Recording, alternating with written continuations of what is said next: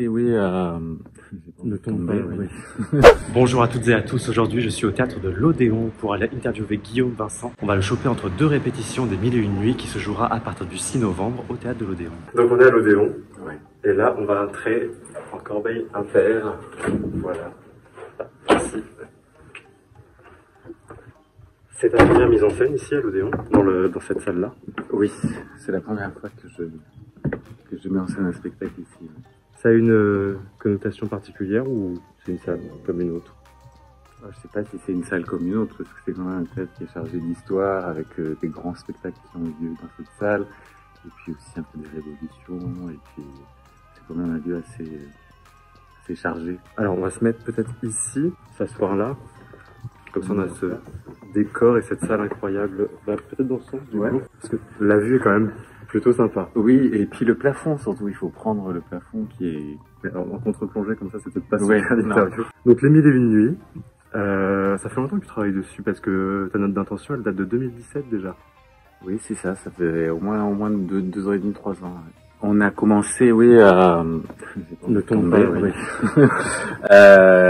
Oui, on a commencé, on a fait la première à Lorient, qui est peut-être un bon signe pour les 1001 nuits. Et ensuite... C'était voulu? Non. Ah. Là, tu continues à travailler le spectacle ou il est déjà figé? Ah non. Là, il est... En fait, entre chaque ville de tournée, j'ai changé des choses, j'ai enlevé des scènes, j'en ai remis d'autres. Là, on a une semaine ici de travail, donc j'ai revu beaucoup le spectacle en vidéo, j'ai beaucoup réfléchi, je me suis replongé dans les 1001 nuits. Voilà, parce que c'est des spectacles qui sont des gros chantiers où on travaille énormément de matière, énormément de choses, et puis après il y a des choses qu'on abandonne, et puis des choses où on se dit ah c'est dommage qu'il n'y ait pas telle et telle chose. Voilà, le spectacle est en perpétuelle évolution. Tu me fais peur. J'ai peur de... Non, ça va. Ouais. Quand tu dis que tu te replonges dans les 1001 nuits, tu te replonges dans le texte ou il y a autre chose que la matière textuelle? T'as aussi des films Alors, avant de travailler sur les 1001 nuits, j'ai énormément vu de films, soit qui ont attrait aux 1001 nuits, soit des films qui viennent du monde arabe, et puis aussi la littérature que je connaissais assez peu, la poésie. Ça a été 2 ans et demi où j'ai quasiment lu que des choses qui étaient plus ou moins en rapport avec les 1001 nuits. Ah oui. Oui. Et pas de saturation? Pas de saturation, non, parce que c'est un sujet qui est tellement vaste, et puis c'est un monde que je connaissais absolument pas. Je connaissais pas l'histoire déjà des 1001 nuits, d'où ces contes venaient, donc voilà, quand on est sur un sujet et puis qu'on y travaille, c'est passionnant. Enfin, il n'y a pas de choses où... Ouais. Alors effectivement, maintenant, je me dis, oui, je me suis un peu coupé du monde. J'ai lu très peu de choses en dehors des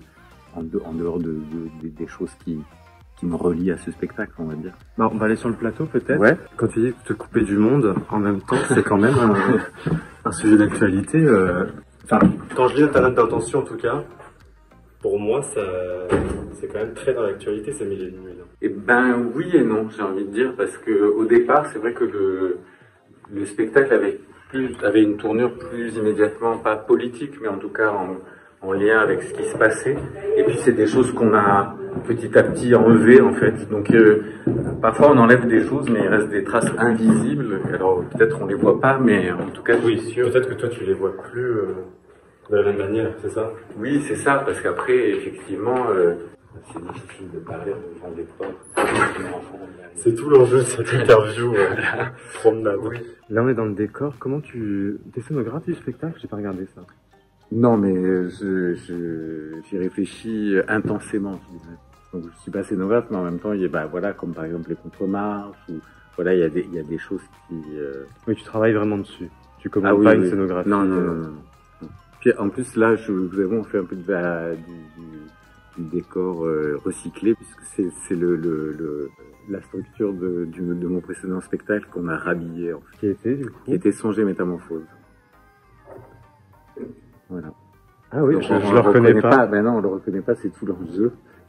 On n'arrive pas à le reconnaître. Mais c'est bien, c'est une démarche écolo. Voilà, c'est une démarche écolo, enfin, avec Ou plein de budgétaire. guillemets, parce que, effectivement, quand ça part dans un camion et que ça va jusqu'à Tarbes, le bilan en carbone n'est pas génial. Il y a un vrai enjeu du théâtre aujourd'hui, quand même. Oui, oui, je sais qu'il y a des gens qui travaillent beaucoup sur cette question. En tout cas, voilà. Bah, Après, moi, dans les spectacles, il y a toujours, je passe des heures dans les frites, des choses comme ça. c'est quoi ton processus quand tu crées un spectacle? Du coup, là, les 1001 nuits, donc tu tombes sur ces comptes et puis après, il se passe quoi en fait? Alors, je tombe sur ces contes. Il y a surtout le conte de Scheherazade qui me touche particulièrement, puisque c'est quand même, voilà, l'histoire d'un roi qui va décapiter chaque nuit une jeune femme vierge, donc il l'épouse, il lui enlève sa virginité et le matin il lui coupe la tête. Et donc comme ça il y a un massacre, il ne reste plus de filles dans le royaume. Et puis Scheherazade arrive et elle dit moi je vais me marier avec ce roi et je vais arrêter la barbarie. Et donc elle commence à raconter donc un conte qu'elle interrompt quand le matin arrive. Et en fait je trouve que cette idée je trouve que c'est une des plus belles idées de fiction, c'est-à-dire que la fiction arrête la barbarie. Et donc, non seulement elle arrête la barbarie puisque le roi ne lui coupe pas la tête, mais en plus, elle guérit ce roi qui est complètement malade. Il faut quand même être sacrément névrosé pour se dire qu'on va tuer les gens avec qui on couche pour ne pas par peur d'être trompé. C'est une notion qui te touche, ça, l'art qui a un but dans la cité, dans le...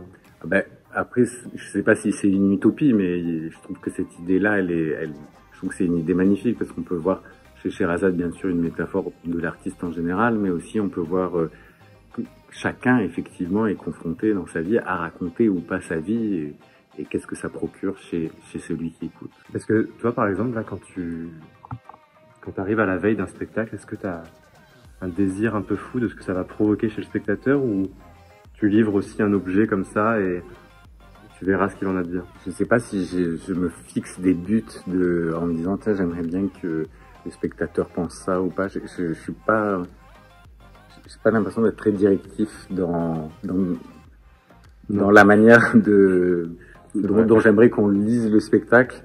Je suis pas après. Ne serait-ce si tout d'un coup les gens voient le spectacle et se disent et achètent les 1001 nuits, ce serait déjà magnifique. Voilà. Donc c'est ton premier but déjà, faire découvrir. Non. Après, oui. Après, je trouve que c'est toujours bien tout d'un coup, effectivement, que cet univers des contes, que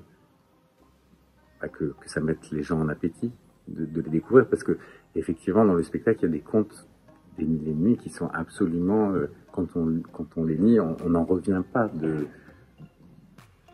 ce qui est raconté dedans, des femmes qui s'habillent en hommes, qui se marient avec des femmes.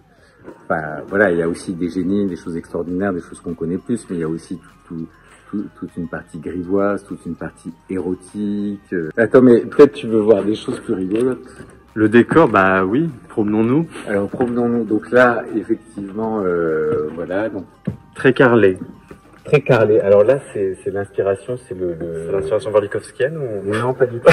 C'est exactement le sol de la mosquée de Paris. Ah d'accord. Voilà. Donc on a un petit peu d'Égypte sur la contre-marche, on a la mosquée de Paris ici. Voilà.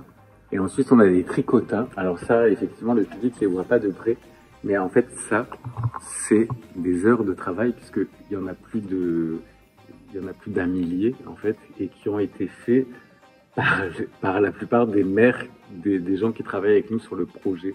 La mère du scénographe. Comme à l'école. L'administratrice. C'est des mamans qui font il y a toujours un côté un peu amateur, mais du coup, ça crée une vibration, parce que Mais ils sont très longs en plus. Ah oui, non, mais c'était un sacré travail. Chaque tricotin est travaillé. Donc là, on passe derrière le décor. Là, vous avez un ciel, c'est le ciel breton, par exemple. Pour le début, donc avec notre bigoudaine, c'est ça? Voilà, exactement. Et puis après, hop, quand on se retrouve là, il y a l'escalier où les jeunes mariés vont se faire égorger.